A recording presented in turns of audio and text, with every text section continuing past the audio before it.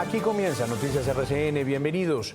Una vez más, el presidente de Estados Unidos escaló el tono contra Colombia. Trump advirtió que el país podría ser objeto de un ataque por la producción de droga. El presidente Petro le respondió. ¿Y qué pasará en Venezuela? ¿Le llegará la hora al régimen de Nicolás Maduro? El Pentágono confirmó hoy que ya tiene listo un plan de contingencia ante una posible salida de Maduro del poder. Y ya se reencontraron el cantante Giovanni Ayala y su hijo Miguel, secuestrado hace 2 semanas por las disidencias. El Gaula de la policía logró rescatarlo junto a su manager en el Cauca. Qué dolor tener que registrar esta noticia. La inseguridad no para en Bogotá. Por robarle un celular fue asesinado un administrador de empresas e influencer de 29 años en el norte de la ciudad. La policía reaccionó. Uno de los delincuentes murió y otro más fue capturado.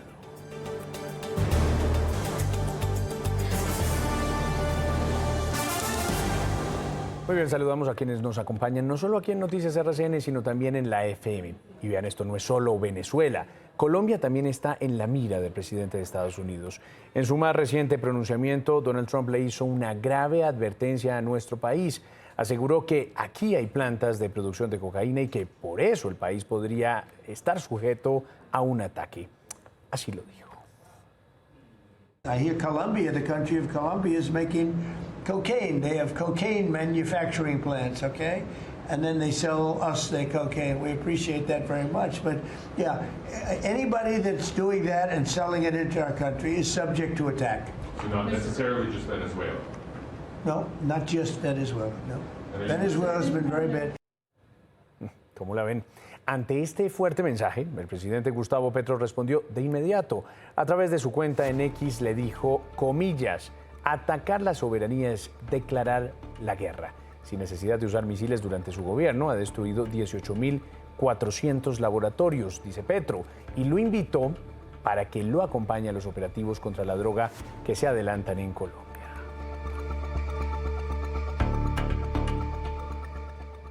Pues minutos antes de la advertencia de Trump a Colombia, el mandatario estadounidense usó esta frase: muy pronto comenzarán los ataques por tierra.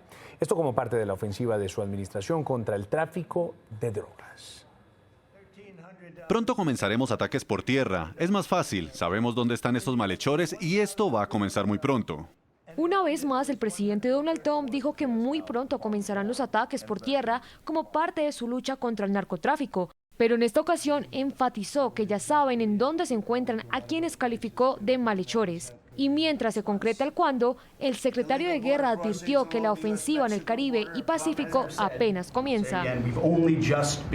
Apenas hemos comenzado a atacar barcos narco y a enviar a los narcoterroristas al fondo del océano, porque han estado envenenando al pueblo estadounidense. Y en medio del balance continúan los entrenamientos como parte de la operación Lanza Sur. Infantes de Marina realizan tácticas de combate en Puerto Rico y también en las selvas panameñas. Y el portaaviones más poderoso de Estados Unidos, el USS Gerald R. Ford, llegó a Santo Tomás en las Islas Vírgenes. Bien contado, bien explicado. Analizamos el alcance del mensaje del presidente Trump sobre Colombia con el ex canciller Julio Londoño Paredes, a quien saludo a esta hora. Doctor Londoño, buenas noches y le pregunto de una vez, ¿usted cómo ve esa advertencia de Trump? ¿Puede ser una realidad? Yo descarto completamente esa posibilidad.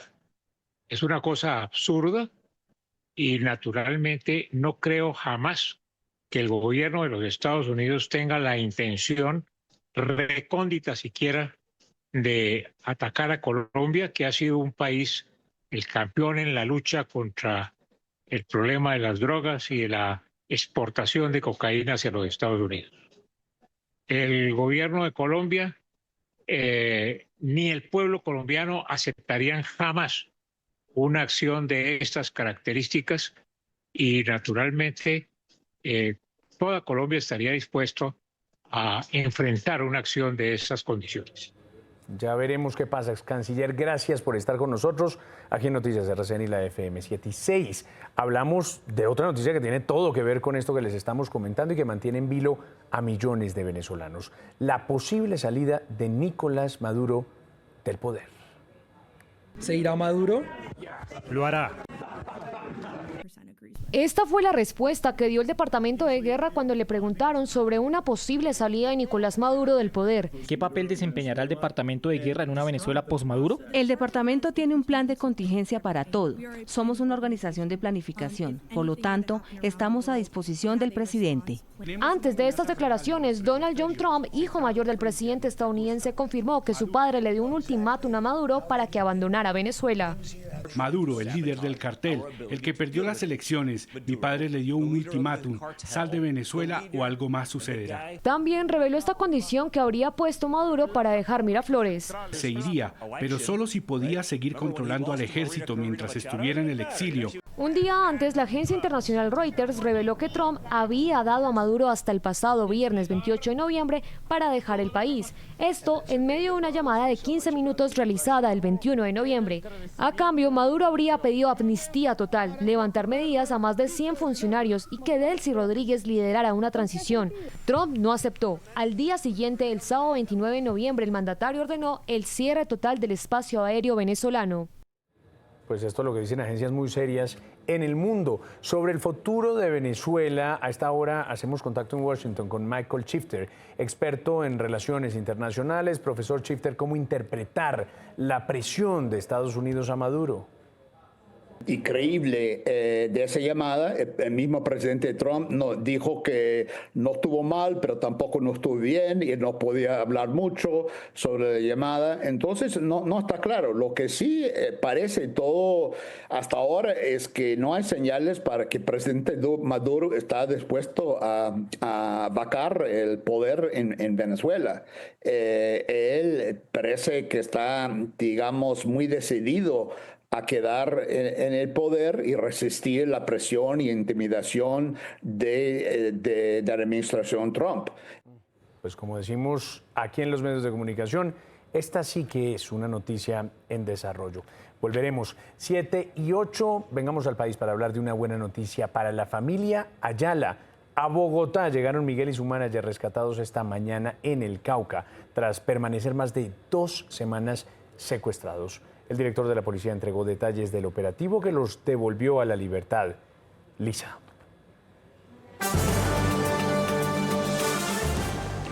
José, buenas noches para usted y para todos los televidentes. Mire, lo que dice el director de la policía es que los responsables estarían trabajando para las disidencias que tienen injerencia en esta zona del país. Este fue un operativo que inició a las 2 de la mañana en Cauca. Dicen que estas personas ya le estarían haciendo seguimiento al hijo del cantante Giovanni Ayala desde hace un mes, en el que él estaba en esta zona donde estaba realizando algunos conciertos en algunos municipios. Mire, inicialmente lo que nos dicen es que estas personas habrían iniciado o exigiéndoles más bien la suma de 4.000 millones de pesos y siguieron con las llamadas extorsivas hasta llegar a una suma de 7.500 millones de pesos por la liberación de estas 2 personas. Ellos hablaron aquí, tuvimos la oportunidad de hablar con ellos y nos contaron cómo fue esos días de horror estando en cautiverio. Mire, aseguraron que los hicieron caminar por muchas horas desde ese momento en que fueron secuestrados.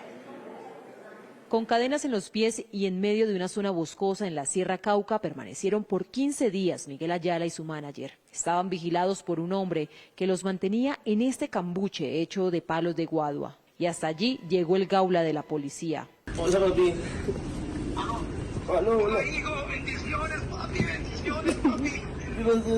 De Popayán llegaron a Bogotá y este abrazo selló aquel capítulo de horror y angustia. Lo peor que puedo decir que allá fueron las noches, en serio. Fue muy feo las noches. No veíamos nada, se escuchaban solamente ruidos y uno con el miedo a que le hicieran algo. Relató esos días de horror en manos de integrantes, al parecer, de las disidencias. Nos tocó un zapato y llegamos todos arañados. La rodilla la tengo arañada porque las matas nos hacían pasar por un río, una quebrada. Hicieron la inserción al lugar donde se encontraba el cambuche para posteriormente realizar ya de manera precisa la articulación. Según las investigaciones, habrían pedido 7.500 millones de pesos y habían fijado un plazo de 72 horas para el pago. Miren, el director de la policía aseguró que esta es una investigación que continúa, porque la idea es lograr determinar o identificar quiénes estuvieron realmente detrás de este secuestro. Es toda la información desde la dirección de la policía. Sigan ustedes con más. Lisa Díaz Rincón, Noticias RCN.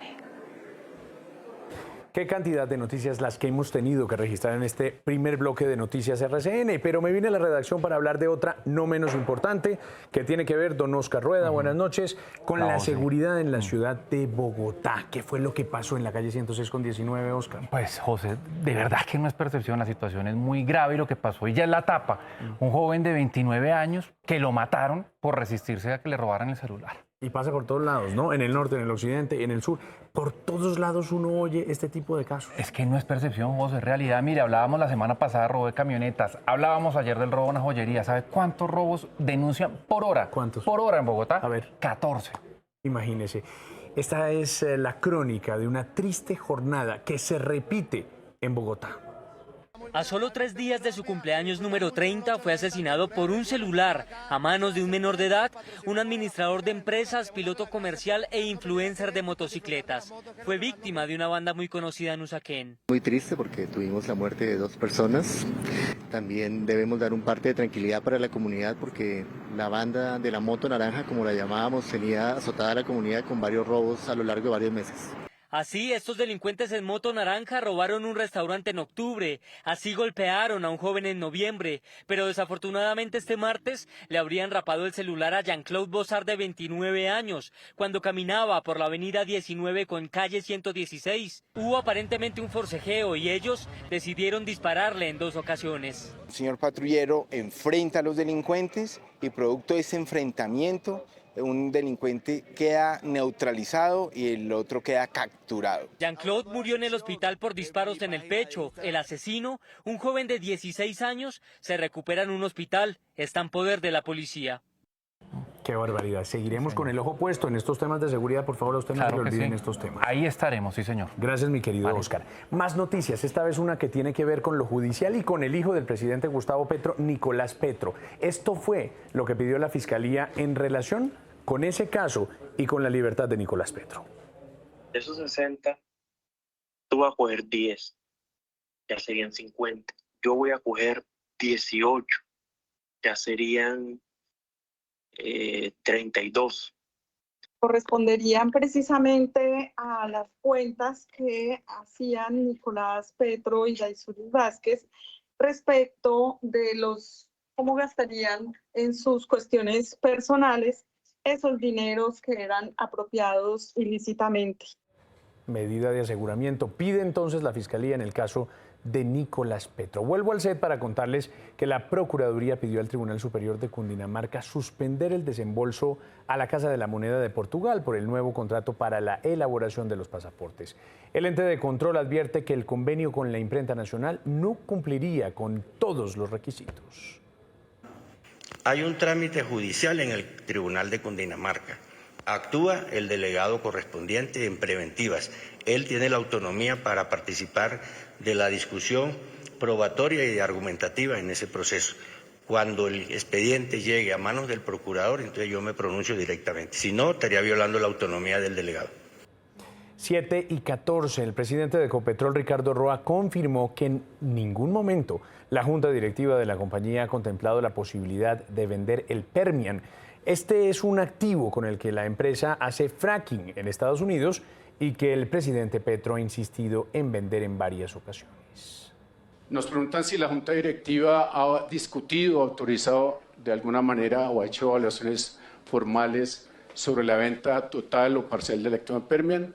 Y entonces la respuesta aquí es no. Hoy la Junta Directiva no ha tenido sobre ninguna de sus agendas ni en ninguna de sus comités, que tiene comités de inversiones y nuevos negocios, una discusión o una evaluación ni formal ni no formal sobre la venta del Permian. 7:15, una denuncia la que hace a esta hora la senadora Paloma Valencia, es también precandidata del Centro Democrático, y advierte que un proyecto radicado por integrantes del Pacto Histórico permitiría que a las empresas extranjeras, oigan bien, con presencia en Colombia, se les levante el velo corporativo, permitiendo sanciones por presuntas violaciones a los derechos humanos. Cuando usted dice que quiere correr el velo corporativo, es que puede llegar a las filiales. Entonces, por ejemplo, una empresa multinacional comete un daño en Colombia, pero no es un daño ni siquiera, sino hay un indicio fundado de que cometió un daño, usted podría ir a buscar la empresa en Alemania o en Estados Unidos para demandarla allá. E incluso podría perseguir toda la estructura de esa empresa. ¿Eso qué significa? Es una inseguridad jurídica tremenda.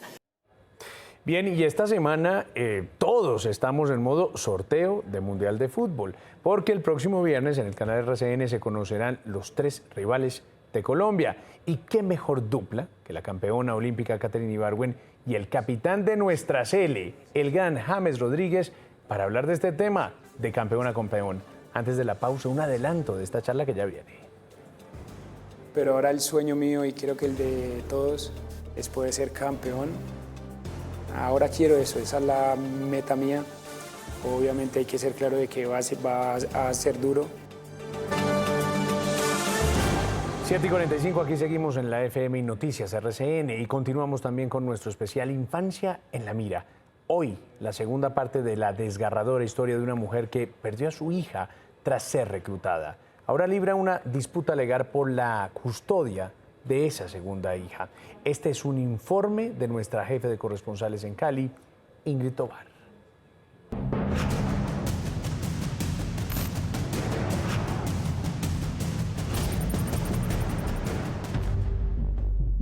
Dos meses pasaron desde que su hija de 15 años había desaparecido. Después de una intensa búsqueda, descubrió que había sido reclutada a través de redes sociales. Suplicó volverla a ver y la encontró de la única forma que no había deseado. Alguien la encontró y nos avisó y sabían que era ella la única niña que estaba desaparecida. Fue casi como a 2 kilómetros de a los alrededores del pueblo donde ella apareció. Estaba muerta.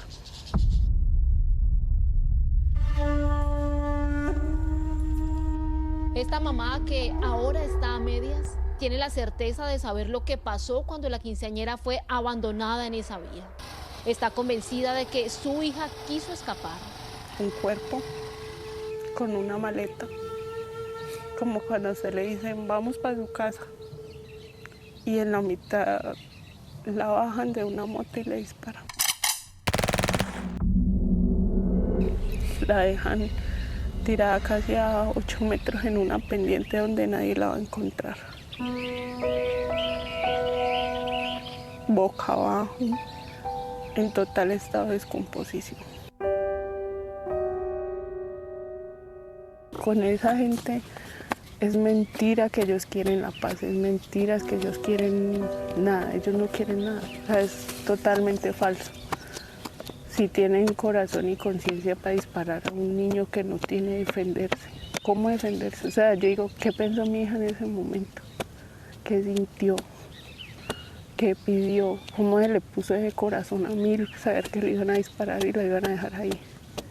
O pensaría, ¿será que mi mamá sí me va a venir a recoger? La caída de una torre de naipes quizá pueda explicar cómo se desmoronó esta mujer, pero nada podrá describir lo que sintió ese día y de ahí en adelante. No me dejaron bajar, pero sí sentía que me devolvían un pedazo, pero no completo.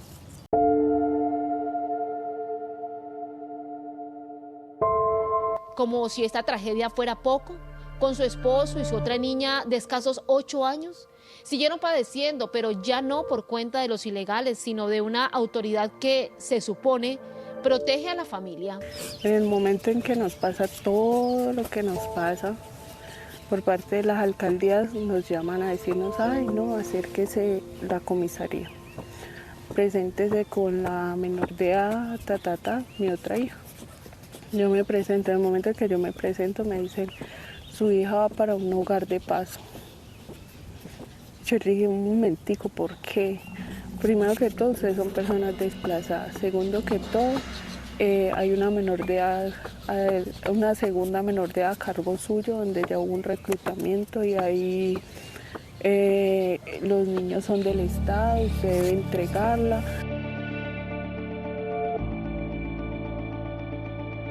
Era como repetir la historia. Se lo juro que yo en el momento sentí que como que me iba a desmayar, me iba a caer, Yo le decía, yo no voy a entregar. No la voy a entregar. Y él me dijo, pero es que usted es mamá, usted tiene que pensar en el bienestar de su hija. Le dije, por eso entierro una y entrego la otra. Eso es justicia, le dije yo. Hoy, esta mujer tiene un proceso abierto en el ICBF por no entregar a su hija menor. No tiene un acto de defunción de su hija mayor, quien cayó en la trampa en la que están cayendo cientos de niños y adolescentes en Colombia. Y ellos sí usan los niños para la guerra, sí la usan y los seducen por redes sociales. Ese es el modus operandi de ellos. Y por ahí fue por donde se metieron a mi casa y me hicieron la gran tragedia que hoy en día vivo. Sabe que su niña ya no cumplirá sus sueños de viajar, estudiar y conocer más de belleza. Pero tiene la convicción de que con su historia puede salvar a otras niñas de las garras del reclutamiento. Es duro, lo sabemos, pero es necesario este especial. 7:51. Un cambio de tema. La Asociación Colombiana de Periodismo entregó hoy el premio Alfonso López Michelsen a nuestra jefe de emisión Johanna Maya y al subdirector del programa La Noche Jefferson Beltrán. Es un reconocimiento a su trayectoria profesional y dedicación en el oficio. Mi querida Joa y Jeffer, ya saben lo que pienso de ellos, pero por si acaso se los recuerdo. Mi admiración y afecto por ustedes, muchachos.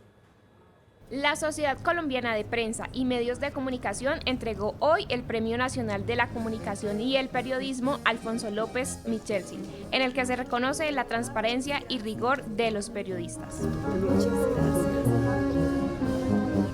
En esta edición número 27 de los premios Alfonso López Michelsen, la periodista y presentadora Johanna Maya recibió este reconocimiento por su trabajo y entrega profesional. Dedicación, disciplina y trabajar para la gente. Yo creo que eso es lo más importante, trabajar y con convicción por una comunidad que tanto necesita de los periodistas y de los medios de comunicación. También Jefferson Beltrán de nuestra cadena aliada NTN 24.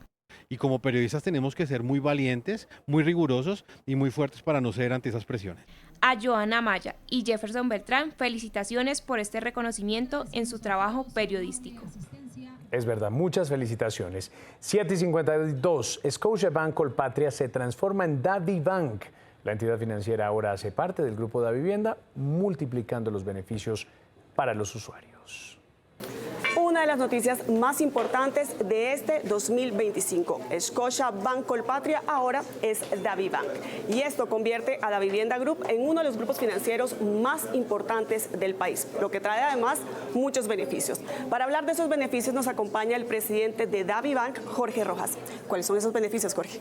Bueno, el principal beneficio es que para las personas vamos a ampliar la red de cajeros electrónicos de 700 a 2.800, en donde se podrán hacer transacciones completamente gratis para los clientes de DaVibank. La red de oficinas igualmente se amplía de 95 a 500 oficinas, uniendo las oficinas para servicio tanto de DaVibank como de Davivienda. Y para las empresas, una gran noticia, porque a partir de ahora podemos ofrecerles renting y leasing para la financiación de sus activos productivos. Perfecto. Recuerden, ahora Scotiabank Colpatria es DaVibank.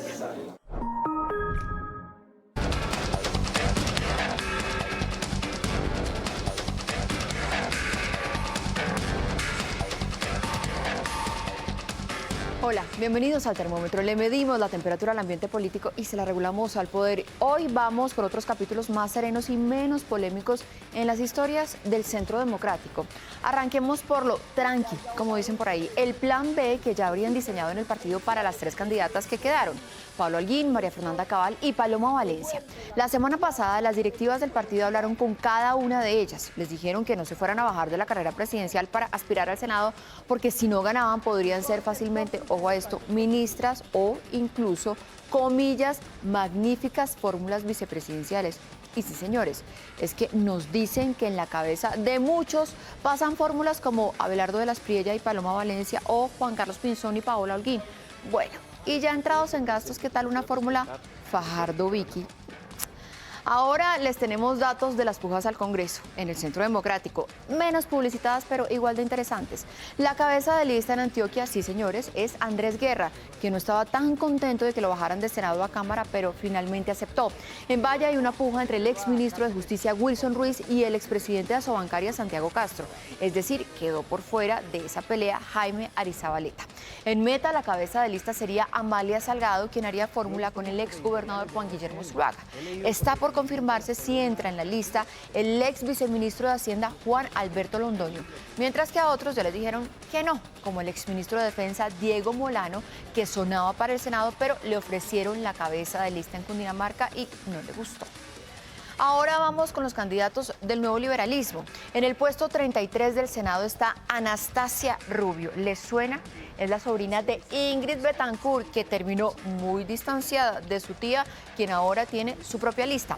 En la Cámara por el Nuevo Liberalismo en Bogotá nos confirman que estaría Juan David Aristizábal, quien después de ser un consolidado analista, escritor y conferencista, decidió saltar a la arena política. Y cerramos con dos recomendados. El primero, Mi Causa Colombia, el libro que escribió Miguel Uribe Turbay, pero que terminó de editar su esposa María Claudia Tarazona. El prólogo es de su padre Miguel Uribe Londoño y será lanzado oficialmente el próximo 9 de diciembre. El segundo, el lanzamiento hoy en la Universidad de Oxford de la versión en inglés de Fuerza y Verdad, el libro del expresidente Iván Duque con conversaciones con académicos sobre el humanismo. Cuando suba o cuando baje la temperatura, acá estaremos con el termómetro político. Feliz noche.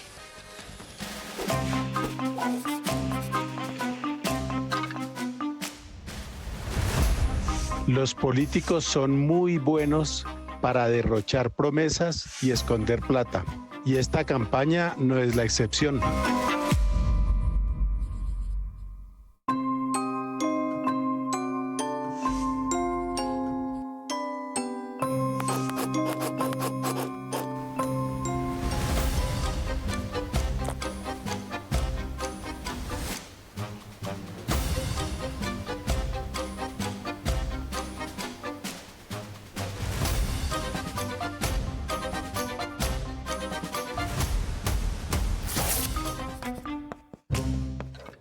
Y con Don Vlado dejamos aquí esta conversación por hoy, pero si quieren ver la entrevista de James Rodríguez con nuestra Catherine Ibargüen, que está buenísima, ahí la tienen en noticiasrcn.com. Nos vemos, chao.